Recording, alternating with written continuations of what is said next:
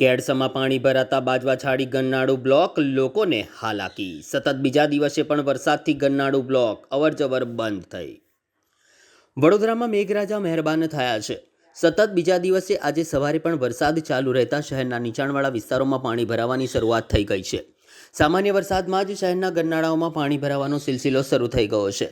ત્યારે શહેરના બાજવાછાણી ગન્નાળામાં કેડસમાં પાણી ભરાઈ જતા ગન્નાળું સંપૂર્ણપણે બ્લોક થઈ ગયું છે, જેના કારણે અવરજવરનો મુખ્ય રસ્તો બંધ થતાં સ્થાનિક લોકોને ભારે મુશ્કેલીઓનો સામનો કરવો પડી રહ્યો છે.